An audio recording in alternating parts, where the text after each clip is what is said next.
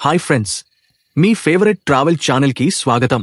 మీరు ఈరోజు మాతో కలిసి ఒక అద్భుతమైన ప్రయాణంలో భాగం కాబోతున్నారు.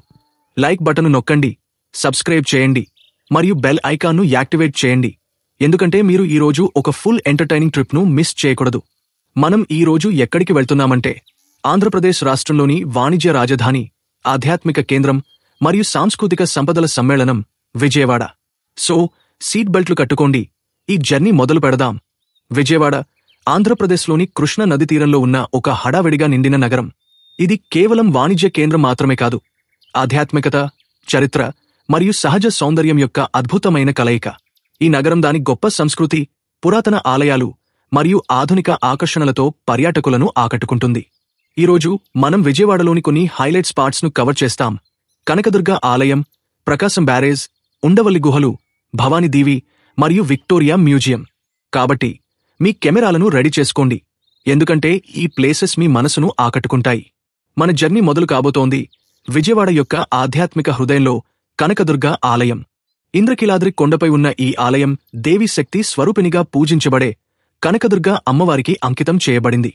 ఈ ఆలయం దాని పురాతన చరిత్ర మరియు ఆధ్యాత్మిక వాతావరణంతో భక్తులను మాత్రమే కాకుండా చరిత్ర మరియు సంస్కృతి ఆసక్తి ఉన్నవారిని కూడా ఆకర్షిస్తుంది. ఆలయం చుట్టూ ఉన్న కృష్ణ నది యొక్క అద్భుతమైన దృశ్యం ఈ ప్రదేశాన్ని మరింత ఆకర్షణీయంగా చేస్తుంది.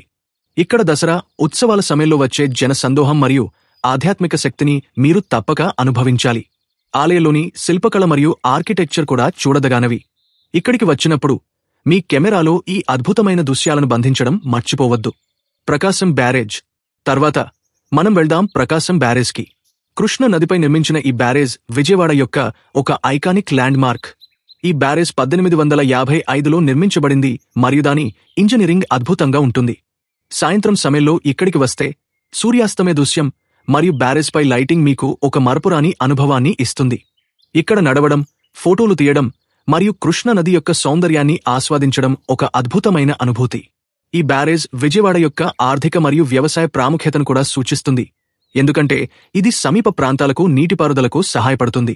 ఉండవల్లి గుహలు ఇప్పుడు మనం చూడబోయే ప్లేస్ చరిత్ర ప్రియులకు ఒక నిధి.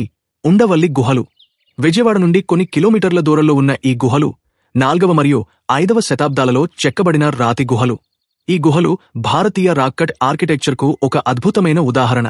4 అంతస్తుల ఈ గుహలలో అత్యంత ఆకర్షణీయమైనది ఏమిటంటే ఒకే రాతితో చెక్కబడిన అనంత పద్మనాభ స్వామి విగ్రహం. ఈ గుహలలోని శిల్పకళ మరియు చెక్కడాలు చూస్తే మీరు ఆ యుగంలోకి తీసుకెళ్లబడినట్లు అనిపిస్తుంది. ఇక్కడికి వచ్చినప్పుడు గైడ్ను తీసుకోవడం మంచిది, ఎందుకంటే వారు ఈ గుహల చరిత్రను మరింత ఆసక్తికరంగా వివరిస్తారు. భవానీ దీవి ఇప్పుడు కొంచెం రిలాక్సేషన్ కోసం మనం వెళ్దాం భవానీ దీవికి. కృష్ణ నదిలో ఉన్న ఈ దీవి విజయవాడకు సమీపంలో ఒక అద్భుతమైన గెటవే. ఇక్కడ మీరు బోటింగ్, వాటర్ స్పోర్ట్స్ మరియు సహజ సౌందర్యాన్ని ఆస్వాదించవచ్చు. ఈ దీవిలోని పచ్చని చెట్లు మరియు నీటి శబ్దం మీకు ఒక శాంతియుతమైన అనుభవాన్ని ఇస్తాయి. కుటుంబంతో లేదా స్నేహితులతో ఇక్కడ ఒకరోజు గడపడం ఖచ్చితంగా మీ ట్రిప్ను మరపురానిదిగా చేస్తుంది.